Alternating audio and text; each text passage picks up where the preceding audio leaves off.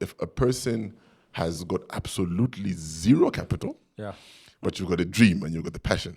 Right? And I always say, if you're going to make it happen, you will make it happen. There is always investment for a good investor. Always. You just have to find it. Tech is universal. You can scale anywhere, anyhow. You just need to, and it's very easy to scale tech. You look at the tech you have, you look at a traditional company, brick and mortar, look at whether your tech would work together with that brick and mortar and come up with some sort of a joint venture that you can leverage on what you have and vice versa, and then scale out. And all of a sudden, you guys have formed some sort of a company, and at least you have some equity in that company, and your valuation of your business has grown from, let's say, $5-6 million to at least $50 million. Just because of that, what do you think is the biggest misconception about marketing agencies? People or corporates believe that the agencies don't know what they're doing. When it comes to marketing, we've shifted so much. And even with COVID, we've shifted so much. COVID was around for 2 years. And 2 years is more than enough time to change a habit of any human being. And habits have changed. But even from a corporate end, the ways of marketing remain the same. But a lot of agencies in Zambia have shifted and gone towards what the world is like today. But the corporates are not willing to also then shift and understand, because for them, there could be a risk. Do you think Zambians trust their local brands more than foreign brands? No. I think with the younger generation, it's slowly shifting and changing, right? But I think with the older generation, you don't want to see your fellow Zambian rise. One time like this, make it pop like this, make it knock like. One time like this, make it pop like this, knock like this, make it drop. One time like this. Welcome to another episode of Mentorship Uncomplicated. I'm your host, Mr. Ashon Wallace Ngige. As I keep saying, the reason why I do this show, or how I do this show, is I have different conversations with my friends and colleagues, and with the hope that you get something from it. Today we are going to be speaking to Mr. Bluseke Bluseke. Why the double Bluseke? I don't know. Is it like actually on your ID? Yeah, it is, huh?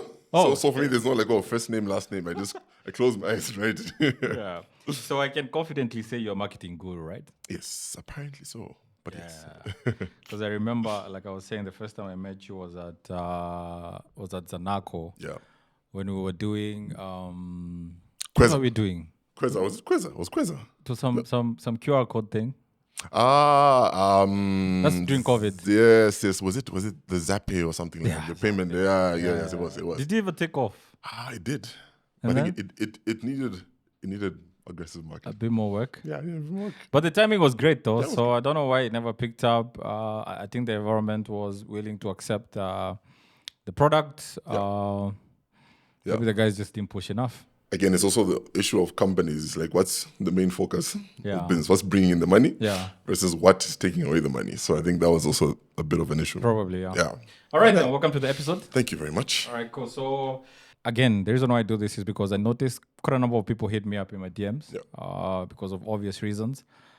I've been privileged to have built something or been a part of something that has changed lives and been great in the country or for the country. Yeah. And there's a bit of lessons to pick from there. And people hit me up, they ask a few questions. And the reason why I decided to do this is because I want to have conversations and have people learn from them or through them. Yeah. My previous mentors, also, when I went to them with issues I was going through in business, they equally just told me a story. And we'd just have conversations. And I'll be like, yo, by the time I leave that environment, I've learned one or two things. And I decided, you know what, this is a good way of learning without straight up telling people what to do. I do not come here to educate people. Yeah. I'm still in the process. Yeah. I believe I haven't hit even half of what I'm trying to achieve. But I can see some alignment. Yeah. And I just want to take people through the process. And it's a privilege and an honor to have you here. Thank you so much. I believe by the end of the next maybe 45 to an hour, we'll be able to have a conversation that people can learn from. Yeah. So the first question I always ask, everybody that has come here is an entrepreneur in some way. The first question I always ask is, if you knew what entrepreneurship is about today, would you have done it? Oof. Honestly, yes. Okay. Because it's also about the challenge. It's like running a marathon. When you've run a marathon, you're excited for the next marathon. Yeah. It's the hardships, it's that last kilometer, that last mile, which is hard. Entrepreneurship is not easy. Yeah. That's the truth. But I would do it again in a heartbeat because it's more of the passion. Yeah. There's all this glamour Yeah. and around entrepreneurship. I keep telling people I still don't know whether I will do it again. Maybe it's because but you know what? As I mature into business, I've started enjoying it again. Yeah. I went through a phase where I had started feeling like it was a burden. Yeah. So I was like, you know what, this shit is not just for me. Yeah. But I think it was just part of the process. Yeah.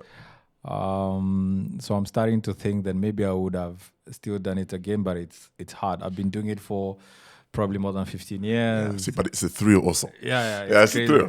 So I think it just depends on how you look at it. And I think so far it has worked out for me. And I'm glad to hear you say that you would do it again. I would do it again. It's glamour is out there. It's not easy. Yeah.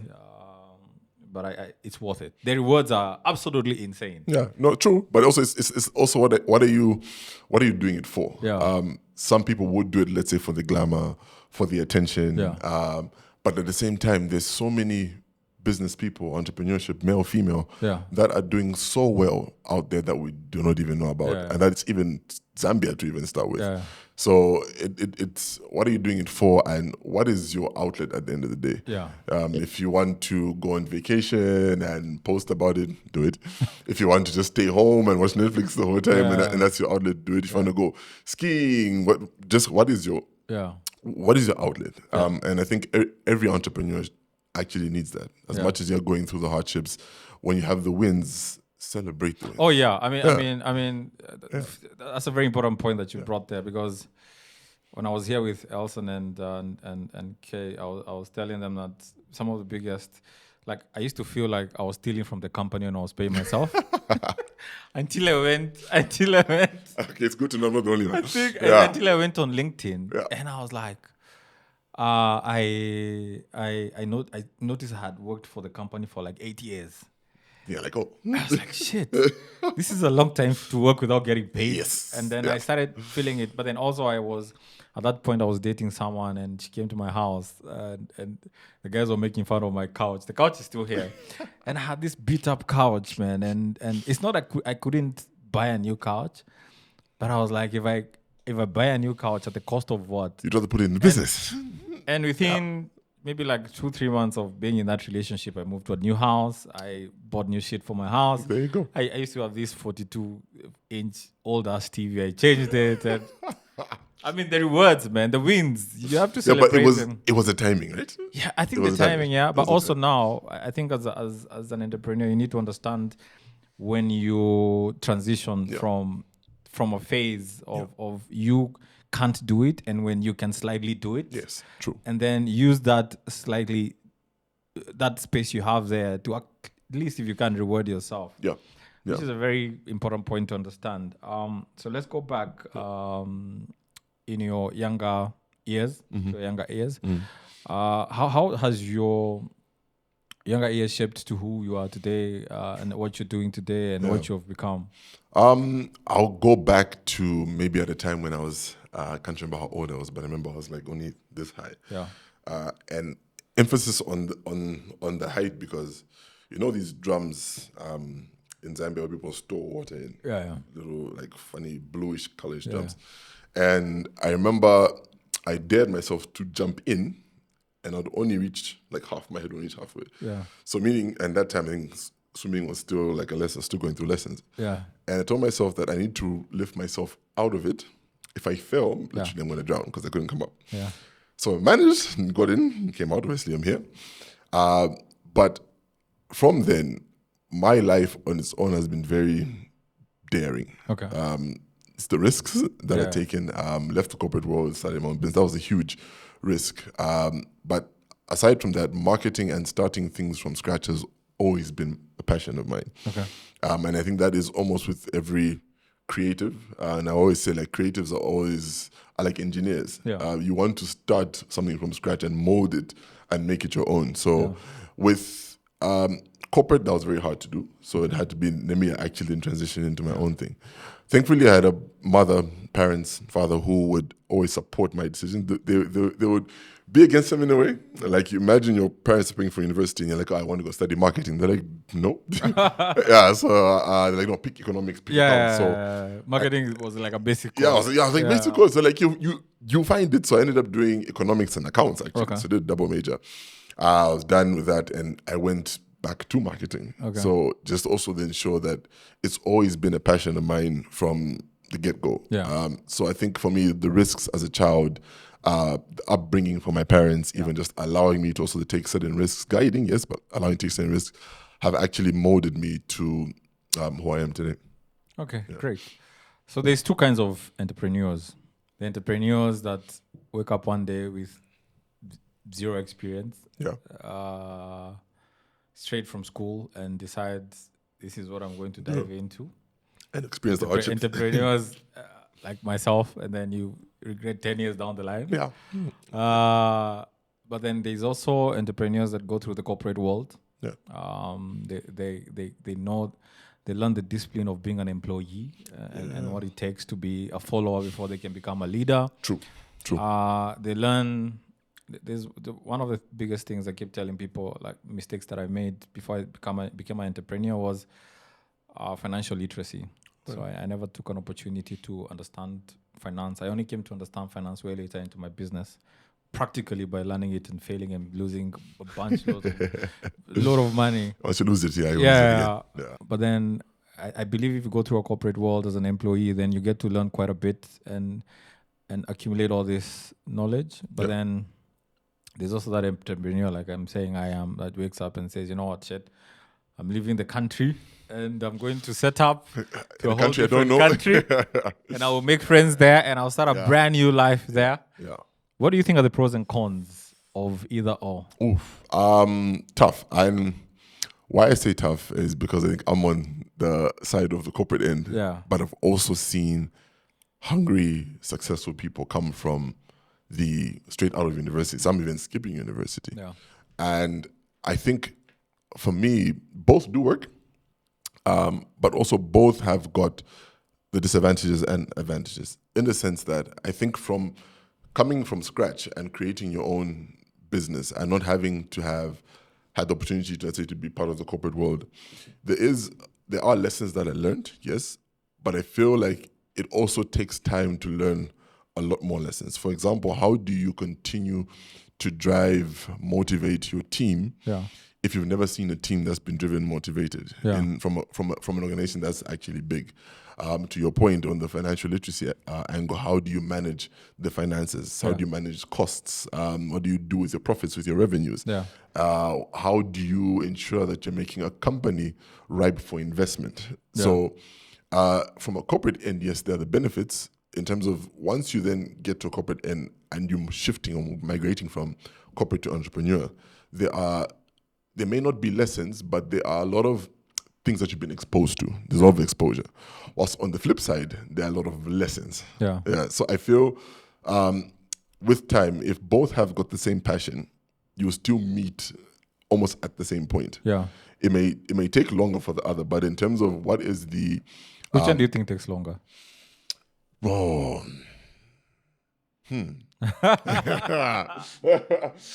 let me be honest. I think the base of it depends on the person. Base of it depends on the person. But from what I have seen, it's 50-50. I'll say 50-50 because I've also seen situations where from a corporate end, you go business, you risk it all, you invest it all, and it fails. Because also you are used to a certain lifestyle. Once you are used to a certain lifestyle and used to every month end, you're being comfort. paid. Comfort. Like here you are. You are saying 8 years, you're not paid out. Bro, even more. Exactly. Even more. But if you've been getting paid for 20 years, and then all of a sudden you're saying 8 years I'm not going to get paid, it's going to be very, very difficult. And for me, where the opportunity came in was I was young enough. I was a manager at MTN and I was like 24 years old. So those helped. If I was exiting the corporate world at a young age, I don't think would have accomplished so much at Blink. Okay. So the young age helped. So that's what I'm saying is 50-50 in the sense that on the other side, it's the hunger, the motivation, the drive, the lessons could also propel you to then get to that level. Yeah. So I think all in all, it depends on the person. If the people are similar on both ends, right? I would say the person who's been on the corporate end because of the exposure that it then grants you. But I'd also say that person then shouldn't stay so long because, again, you become too comfortable. And once you're comfortable, also, you lose it. Yeah. So, yeah. When did you, when we met you at Zanaco, right? Yeah. So when did you, and actually through that period, I noticed that you were gone. Yeah.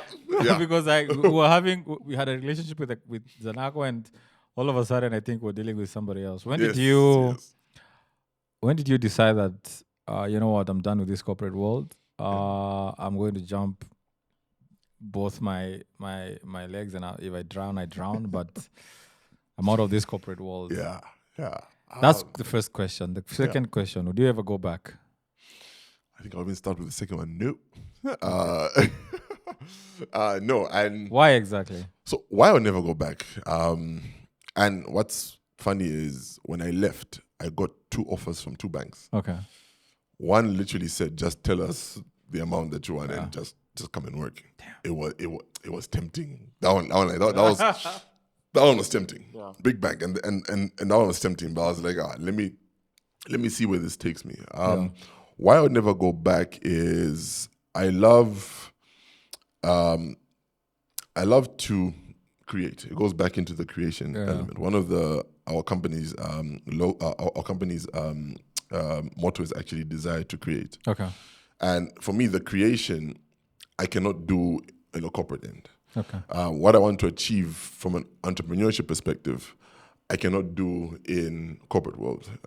Now, the employees that are at Blink are like family, who are feeding family. Yeah. And for me, it's something that I cherish. Okay. Even being able to build other companies' brands, and for me, brand is an asset. So building something that's of value to your organization for so many other companies as opposed to just one company. So I feel like the talent, skills, and all that I'm blessed with, I'm able to give more as opposed to just focusing on one organization. So I feel like corporate would then take me back to it, to the point where I'll feel restricted. Then I won't be happy. And for me, happiness, peace are key. So it's not all glamour, It's not glamour. Happiness and peace are key, guys. Like, it doesn't even matter how much. That's good to know. Yeah. At least I can tell this to my employees. Yeah, don't get paid, but when I decided to exit, when I knew I was gonna go was in 2018, 2019. Yeah, that's during COVID, around the time. Yes, I was actually during COVID, and it was probably even part of COVID that I was thinking, okay, what's next? Because we all knew COVID was going to end. Yeah.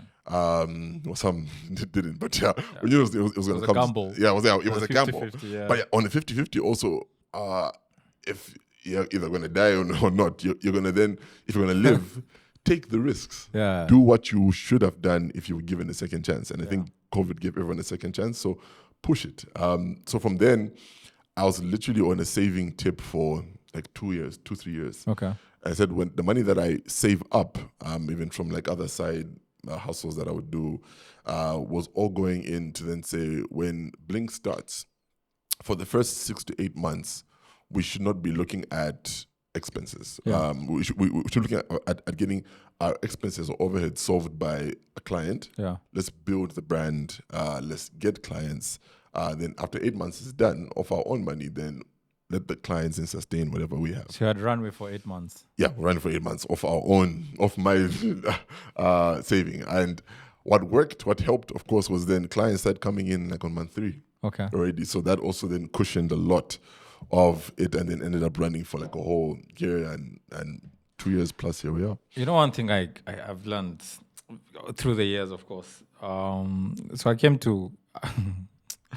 Before I started hearing about the word runway, I had run a business for like 5 years or so.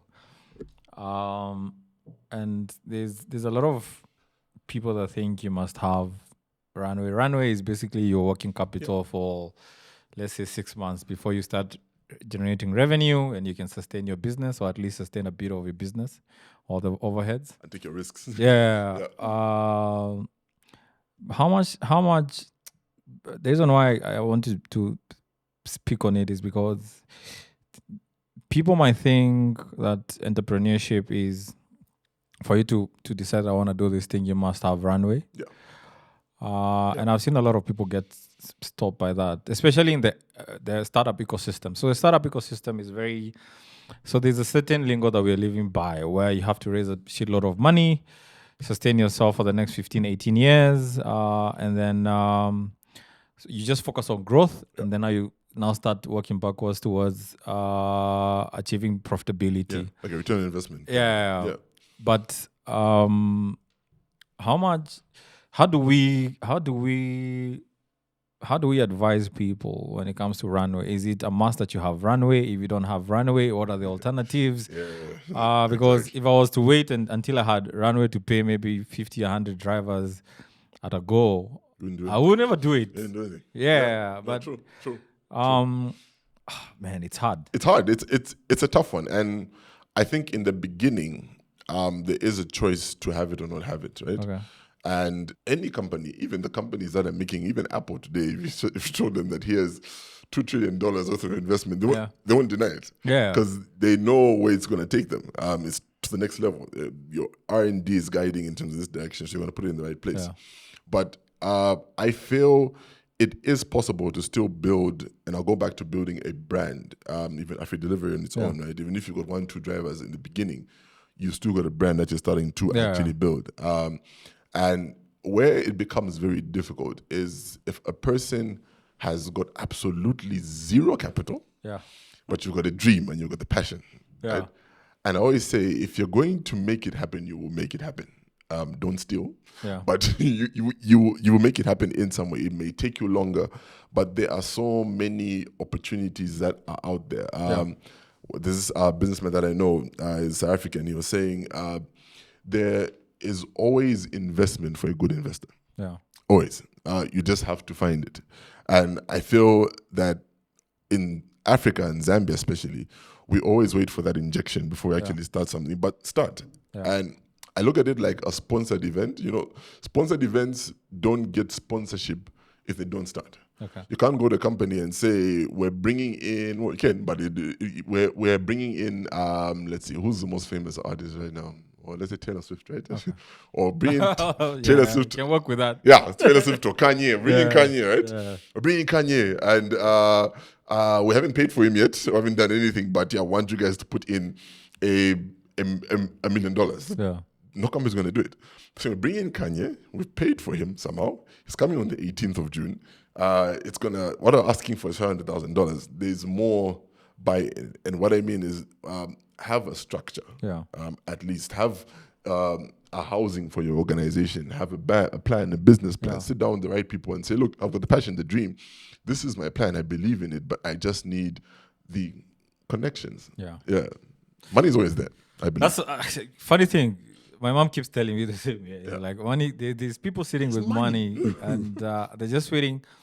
And it gets easier actually as your brand grows, Like I noticed that it became easier for me to get doors open. The minute I had built a brand, and it gets even easier if people have used your brand at a particular point. I mean, doors will just be wide open. True. And in an environment like this, where it's easy for you to walk into a CEO's office and so on, places like Kenya, my guy, before you go and walk into a big company like Safaricom, I've heard. And say I want to see it's impossible. It's impossible. You have to go through assistants and assistants of assistants. It's absolutely unbelievable. I'm actually glad you've actually mentioned that, because I've heard people say, a good friend of mine was saying, in Zambia, if you want to meet the president, you meet him eventually. Easy. Easy, man. You just call someone, they'll direct you. Yes, it will take some time, but you walk into ministers' offices. I mean, it's absolutely unbelievable. It is. But unless you've been out and been exposed to other environments, you will never understand the privilege that we have here. Go to Nigeria and let's see what it is. Oh, bro. It's unheard of. Let's talk about marketing agencies, and let's be specific and talk about Blink. I know how I know how entrepreneurs feel about their babies. Yeah, they're fish, man. Once you give, let me tell you, people underestimate the connection between a brand and the founder. Let me tell you that relationship. No, I agree. It's very hard to break. I agree. I have been in situations where I have let relationships die. I have cried for this love of my life. Okay, and nobody else will ever understand. The primary focus is yeah. So please, if you're not an entrepreneur, just a viewer, understand there's a connection that exists between our brands and ourselves that is unbreakable. Eventually, we start getting detached once we start getting investors because you can't own 100% of it at some point if you want to scale. There you go. But we're passionate about it. Tell me about Blink. Tell me how it makes you feel. Tell me, especially now that you started it, it's different when you start something and it grows. Yeah. Okay, it's like you're getting a child and they go to school and they're getting good grades. Yes. And then, exactly. That's my son. Yeah. So tell me how you feel about it. Tell me about the people, the culture, inspiration around it, the name Blink, whatever you can in the next 5 minutes. No please problem. Put it out there. All right. I'll start with how even the name came up. So my full name's Bluseke Bluseke, but Blue is like the one that everyone goes with. It's easier. And when I realized that also from a personal brand, I realized that it's harder for people to forget my name because it's a color. Right? So even with Blink, I remember I struggled for months actually trying to find a name. It actually started as light blue initially. Okay. And that was when I was doing more on the consultancy side. But I was thinking, light blue, so now it's still a color. It works. But it didn't have the fire. It didn't have the fire that I feel when I talk about it, when I plan for it, when I start to say this is the direction I'm going to take. I'm going to be the founder of this company. And I kept on thinking about a word that sticks, a word of action. So whenever people do it, even if and it's something that you just do, you do without even thinking, like breathing. So I was like, Blink. Yeah, everybody blinks. Everyone's doing it.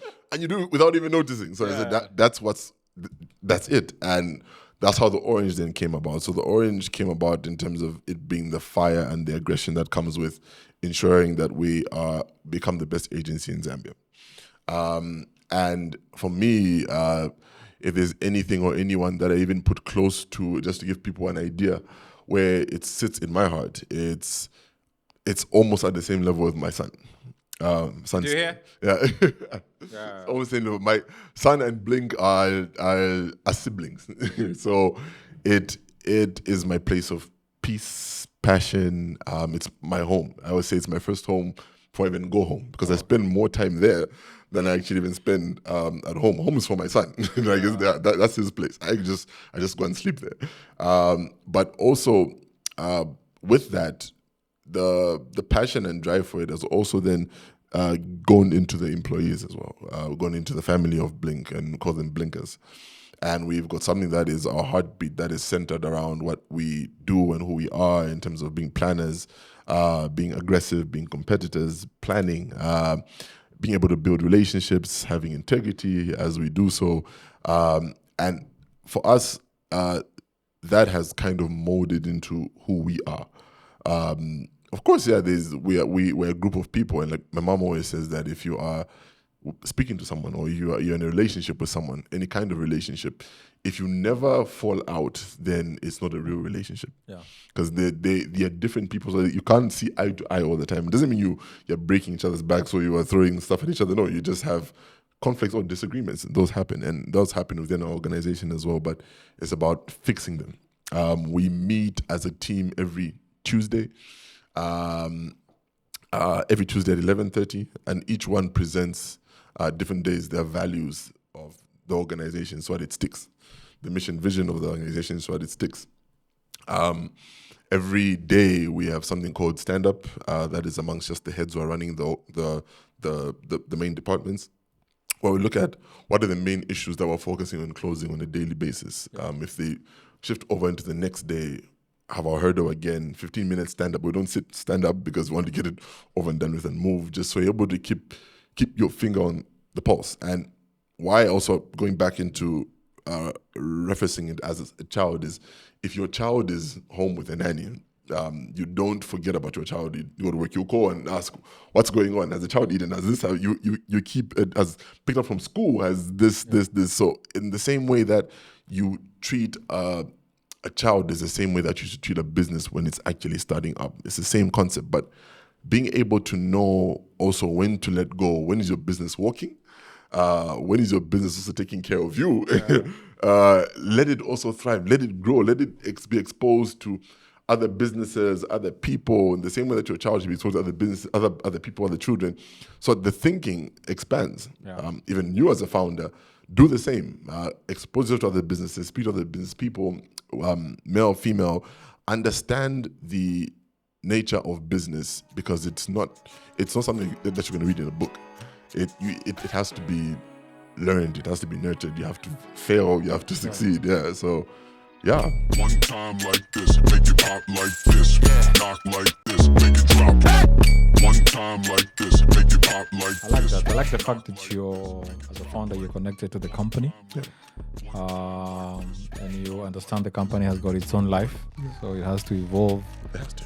As a separate entity, same as the team, the people, and everything involved. So there's something I was thinking about when you're on your way here, and I spoke to him about it. First of all, before I go to my point, what do you think is the biggest misconception about marketing agencies? In Zambia, or just in general? In Zambia, let's start with that because that's the market we're in. In Zambia, the biggest one I would feel is that I think people or corporates believe that the agencies don't know what they're doing.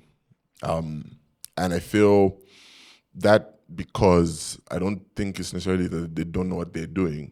I think it's more of also on the corporate end. A lot of corporates are, and I understand it in terms of the hands being tied or twisted. The market, when it comes to marketing, we've shifted so much. And even with COVID, we've shifted so much. COVID was around for 2 years. Yeah. And 2 years is more than enough time to change a habit of any human being. Sure. And habits have changed, but even from a corporate end, the ways of marketing remain the same.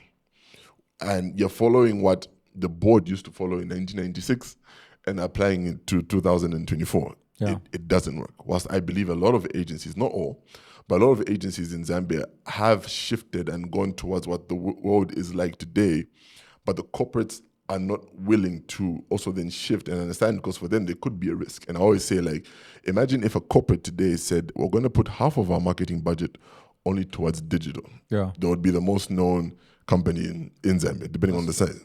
But it's that risk. They're thinking, oh, if we do it, it's not what we're used to, meaning one being newspaper. Anyone have a billboard, and those are valid, but it's the old way of thinking, and it's also about, I always say marketing is actually a science, so you need to understand the algorithm. You can't just say want this campaign to go viral. What you backtrack? How do you make something even go viral? Is it even an equation that gives you that viral campaign? So. It's actually, that's a good point, because I remember when we started, we tried to do a bit of, during COVID actually, a bit of traditional marketing. I did it, but I always felt some type of way about it, because I was never sure that billboard was going to be a good idea.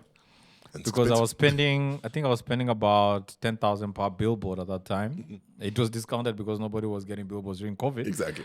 But I always felt like I would have done more with digital marketing, which now becomes a bit of a challenge, especially like you're saying now when you sitting in rooms where most of these brands sit and believe that traditional marketing is still. I can't remember the last time I held a newspaper. Thank you very much. No offense. No. I mean, I see people sending me screenshots of newspapers, but I've never gone and bought a newspaper for the last maybe 5-10 years. Yeah. But even when it comes to digital marketing, I think crowds are shifting as to what they're consuming. For example, like which digital space do I consume most of my content on? I like funny stuff, so I watch. The safe ones. Yeah, so I do. I think previously I used to spend a lot of time on Facebook, and now it has shifted to Instagram. Maybe Instagram, TikTok. TikTok. I'm still not there yet, Yeah. although I try to put my videos there every now and then. But I think now you also have to break down the social media platforms and base them based on the audience. True. You can't just put everything on any. True. Someone told me that Facebook is for old people. You see, I mean, they could be right or wrong, but I mean, of course, they're building their opinion based on something. So there's something I thought, like I was saying when you were here. Yeah. I never, and it's something. I've seen your work, and I think it's great. Thank you so much. I would prefer to have outsourced my marketing to a company like Blink. Yeah. But how comes I never thought about it? Yeah. So I haven't had any.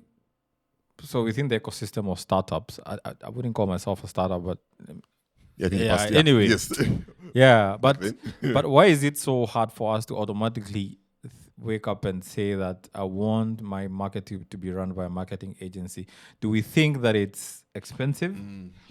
Do we? Because trust me, I do not want to wake up in the morning and start thinking about campaigns. It's a waste of my time. Exactly. But then you can correct me. Yeah. Do we have this idea that that agencies are expensive, or maybe if I don't have a budget of maybe $500,000 and above, I can't go to a marketing agency? Yeah. The follow-up question after you answer this, we're going to discuss about marketing agencies at scale. Yeah. Okay. Because I'd want to understand if someone wants to start a startup tomorrow and their marketing budget is $10,000 a month. Kwacha. Kwacha, not dollars.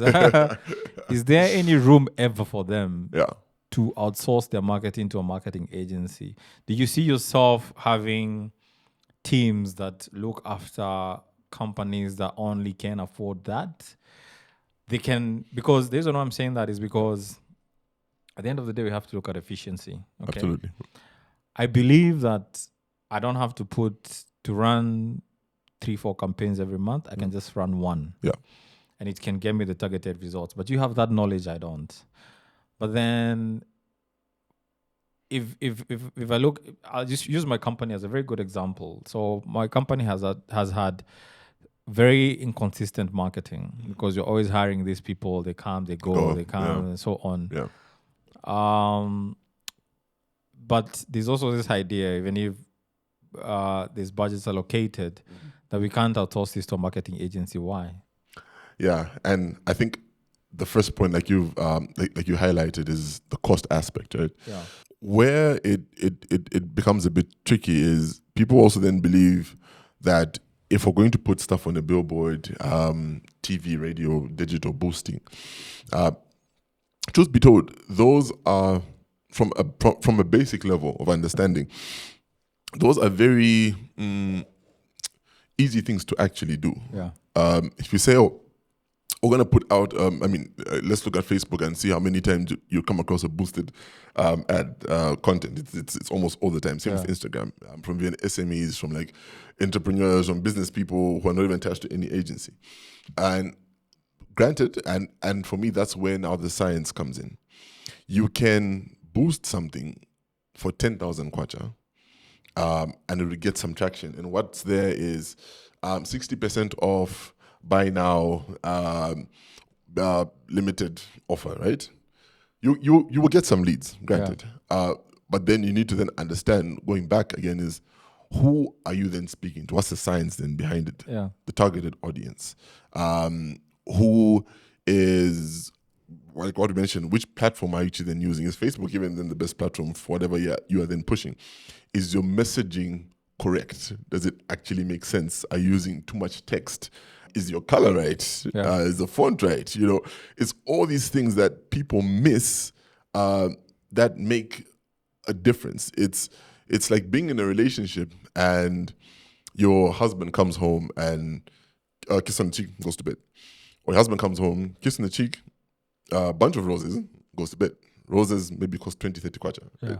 there's more impact in even the emotional aspect, speaking to what you actually need. So even if you're talking about 60% off unlimited offering, it could be positioned in a different way. 60% off, giving you the power then to do more with your money. Yeah. Already that messaging changes the mind shift of your potential buyer and gives you more buy-in. So I think people feel like it's basic. A lot of people do it, so I can also do it. I don't need an agency to then tell me how to then run it. In the same way that if you've got money and you've never been exposed to a financial advisor or an investor, you'll be thinking, I've got this, I'll do chickens then, I'll do blah, then I'll do what. But if you just sat down and gave this guy his 10%, 5%, you would have grown your investment to more than triple and double. So I think it's, one, it's the exposure. Two, it's not knowing. Three, also, it's the element of thinking is too expensive. Therefore, let's just do it in-house, get some traction, and then see whether there's actually need for an agency. And I also feel at the same time, I don't believe that every company needs an agency. Yeah. If you look at law firms, even some audit companies, they have survived without any form of marketing. Yeah. But in the back end, and people think, they don't need any marketing, but who designs their stuff? Who comes up with websites? Those are still agencies in the back end. They may not be out about it, but in terms of the back end, figuring out what is the brand philosophy and design are agencies who then position the company to then represent themselves best out there. So I think it is a cost element. And from our end, for example, we've got what we call SME packages. So we do understand there's that gap. Starting at what, 50K? So you got 15K actually. 15K. Social media package where you're looking at putting about 2 posts per week. Still artworks. 15K. 15K per month. Per month. Okay, so I want to break down that SME package. So the 15K gets you what? Delivery does not count, by the way. We do. So you're looking at 2 posts per week. Yeah, about 2 posts per week. Designed. Are they boosted? No. Not boosted. So any boosted content that you want then is of your own. What we then give you from our end is any graphics that didn't come with 2 posts per week. We give you the strategic advice. We give you the captions. We would even post depending on what kind of account it is. They go from 15. The highest is about 35. There's platinum, diamond, gold. Okay, cool. Yeah, definitely. So I know the target market. Yes, so that hits, and it's all about then segmenting. It's also understanding that not everyone is going to afford those big packages and campaigns, and there's so many companies that you need to think about it, and how we also then structure them is saying, okay, we're giving you this. The law is 15,000 kwacha, as an example, but then you have that leverage and flexibility to then say, okay, you're giving me this because there's a digital package and there's one that's not digital, which has got your logo design, your letterhead, your PowerPoint template. It gives you enough to start as a business. Same we're talking about in terms of your housing, right? But if you're able to say, okay, I just want a strategic approach how to infiltrate the market, we'll then say, okay, let's remove these other elements. You don't always need to market aggressively and spend a lot of money for you to get a large return. It's all about how strategic are you then going to be. You can spend $100 on a campaign and it can go viral, and your return is ridiculous. You can spend $2 million on a campaign and it goes nowhere. It goes to shit. It goes to shit. And your return is like, okay, what we spend money where? Like what is it? And I think that's a lot of things that what agencies also need to also take account for is being able to look at it from that perspective. I think a lot of agencies are too quick in and outside of Zambia, are too quick to bill. It's here's a brief, and the first thing you go to is, okay, we need designs, then we need a TV ad, then we need a radio ad. After radio ad, we're going to put so much towards digital spend. It could just be one thing. How much content is being consumed on TV and radio? Well, radio is still there, especially if you're looking at the local radio stations. TV is reducing. Okay. But it's still a large player in the sense that your prime time still gives you quite an amount of viewers. But I think that's a huge gamble. It's a gamble, but it's correct. Same with billboards. Billboards, people place stuff on billboards for trust. In Zambia, once your logo or company is on a billboard, people believe that you are you are a sustainable business. Therefore, they then trust you. Do you think Zambians trust their local brands more than foreign brands? No. Why? The truth, I think Zambia, and I think with the younger generation, it's slowly shifting and changing, right? But I think with the older generation, you don't want to see your fellow Zambian rise. That's the honest truth. The reason why I'm asking that is because, dude, if I go to a supermarket in Kenya, actually, this is a law. 100% of the cooking oil there is Kenyan cooking oil. Yeah.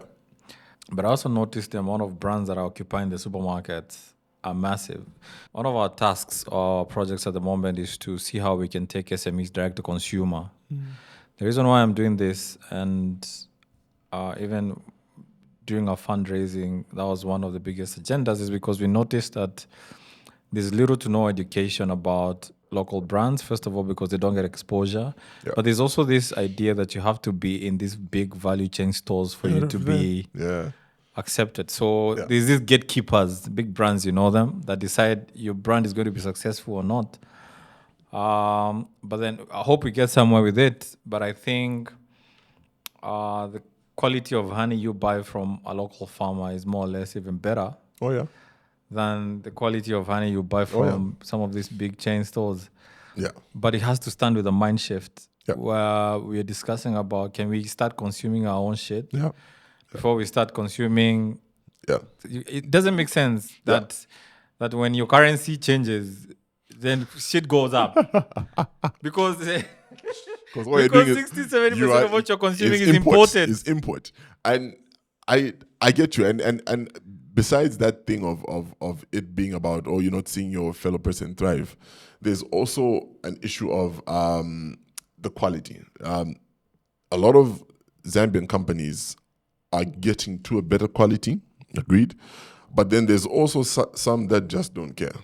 That's also the honest truth. And either you don't care or you haven't had that much exposure to know how to clean up and polish your brand. So when you put your brand on the shelf against other competitors, right, it doesn't stand out. I think communication travels quick. I think if we give a good number, because I still believe there's a good amount of brands that are very good. If we give them a shot, then they will talk to the other brands so they can keep up with the requirements. Yeah. But I still believe. I think it's an African thing where it's a self-esteem issue. It's a self-esteem issue, but also let's also be honest in the sense that when these big companies come in, right? Yeah. Even if you've got a brand that's loved by Zambians and you positioned yourself well and you're actually giving quality service output and you're African or Zambian brand, once a brand from outside comes in and they've got $1 billion backing company behind them, it also becomes very difficult for you to compete. Because not only have they been in the game for a long time, they've actually got the money to flush you out. Yeah. So even from a protection point, there needs to be, I think, more aggression in terms of ensuring that local African brands are also then protected. That for me is not there. And then there's this liking towards, oh, these guys are international, they're big, therefore let's give them the platform. But what are you then doing to the local businesses that have been there for so long, that are actually helping other families? It's more or less about, oh, no, but these ones are bringing 1,000 jobs and all. But that's a poor man mentality. Yes, exactly. When you need to eat today, you don't care what you have to survive. These guys with time, once the economy is bad, they'll pull out. Yeah. A local company, once the economy is bad, you have nowhere to go. Actually, that's true. I've seen quite a out. number of companies pull out. If you do some research about Ghana the last couple of months, a lot of companies have pulled out. Glovo has pulled out, Bic has pulled out, Nivea has pulled out. I mean, all these major brands, just because of currency depreciation. There you go. So it's something but I also believe that local startups should not be regulated the same as multi-million-dollar companies. True. We shouldn't pay the same tax. We shouldn't pay the same tax. We should have advantages. True. Banks should not be asking us for title deeds. Thank you very much. Yeah, landed property. My hypertension started from banks. The time when I was new, I wanted to buy 2 bikes, and I went to FMB. And the guys gave me a list and they wanted me to give them landed property to buy 2 motorbikes, man. And from that point, I decided I was never going to go for debt from banks. I mean, Yeah. now it's also helping because now I learned how to raise money from investors. Exactly. Most of the people the industry that we're in, or the market that we're in, a lot of us look at the Zambian market. Yeah. I've heard very few people talking to me about how they're looking to scale out of Zambia. Yeah. I keep saying that I'm an African entrepreneur, and when you're, like I was saying, my total addressable market is not 20 million here. It's everybody, Yeah. billion plus. It's a billion. Yeah. Because we're looking at Africa as a global market, Exactly. as a market that we are addressing. Exactly. How far do you think we are mentally to understanding that a single market is not sustainable for any business that you're doing? Forget about our business, but any business, just any business, any business, especially a business that is looking for investors. There's no way that you're going to raise $1 million from an investor and you're thinking about a single market as a business, especially equity. So there's different kind of raises. There's equity raise where you give a percentage of your company. There's debt. You can raise. Yes. But equity, which is even it's almost impossible if you're thinking about single market. How Absolutely. far do you think we are mentally to understanding that single markets are not enough? We're very far. And the reason why I say that, I think this year alone in Zambia, you're the only entrepreneur who I've met who's talking about expanding outside Zambia. Wow. We're almost half of the year. Exactly. And I've met quite a number. Even probably in the last 8 months, I would say. We recently registered in South Africa as Blink. So next for us is then closing on those clients. We've got clients that are local that have got then the extension into SA. Yeah. And even if it's just to start with the small jobs, you're starting then to expand. Next you go. Do any of these customers need distribution? I can provide distribution there. No, they're there. Please. They're there. They're there. Yeah. And it's that thing where I'll give an example of Trade Kings, right? Yeah. Trade Kings just doesn't distribute in Zambia. Yeah, they're there. Yeah. I saw Trade Kings in South Africa. Yeah, they don't just distribute here. Yeah, so for them, they've also realized that as big as they are in Zambia, it's also not enough. Yeah. We are in the same pool of resources. It's all just one. It's one country. And let's look at the big players. If we mention even 5 brands here, top of our heads, and if viewers, if you mention just 5 brands, it's 5 big companies, you realize that they all exist outside Zambia. Yeah. Yeah, very, very few. Maybe it'll be like Zanaco, who's still here, who once existed even in the UK, but they're here, but they got foreign investment outside. Okay. They've got investors outside. Yeah. But the point is, you need to expand. But I think as Zambians, we're very, very far from it. And I'll give an example of, there's this video I was watching about, was it crickets or termites or someone else? Or, was it crickets?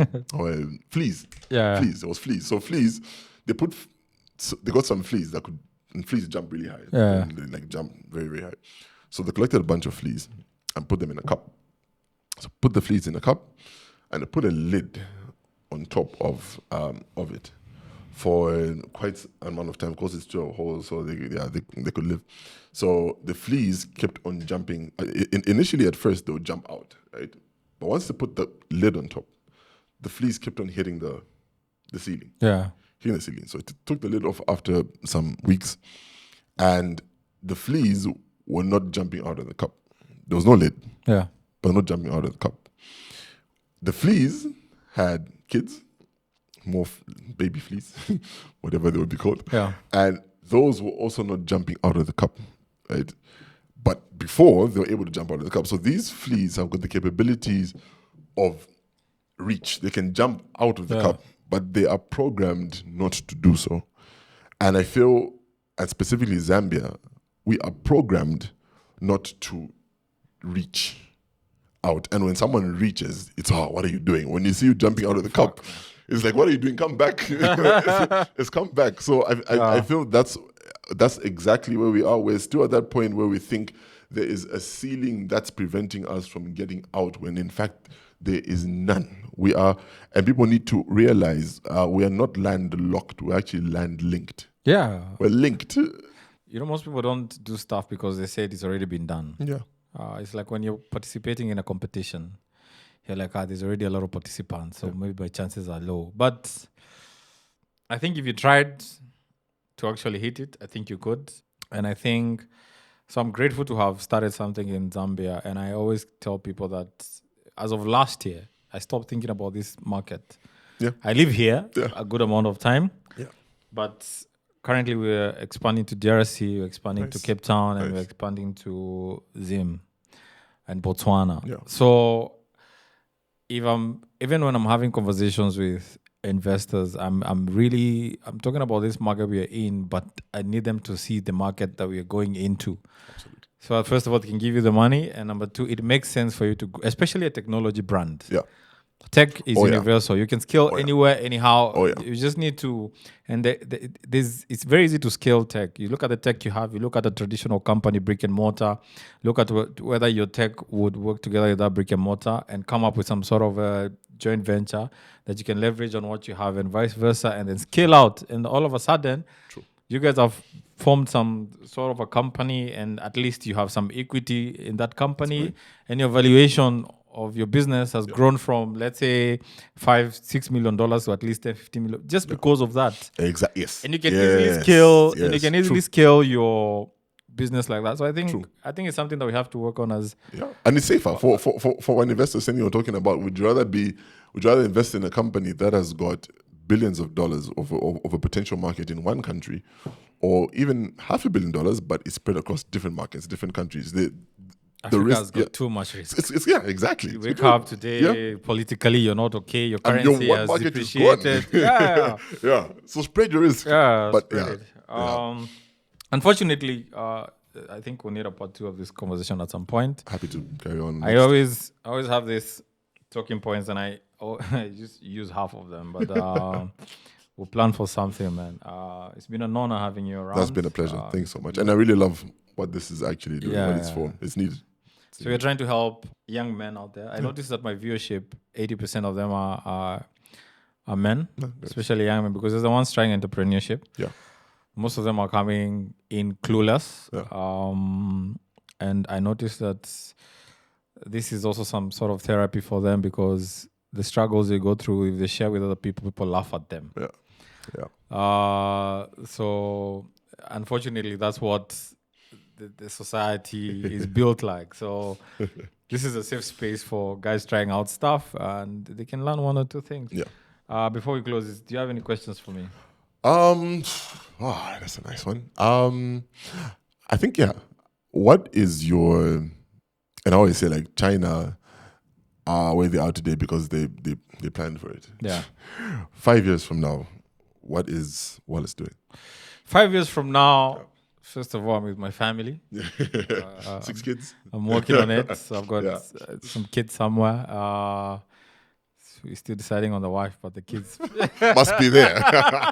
But I like to.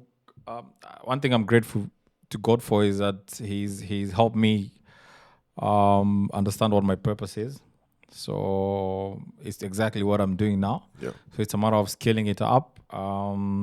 Personally, I see myself having matured in terms of business, but also personally, as a family man and so on and so forth. I see myself being very sober-minded, being able to influence the society in a positive way in terms of mentorship and all that. I'm manifesting that. Yeah, please. When it comes to the business, we are, like I was telling you, our parent company is called Afri Online. Yes. There's Afri Delivery, Afri Supermarket, Afri Storage, and Afri Courier. We've started a lot of strategic partnerships around that. Mm-hmm. For the last 10 years, we've been building tech solutions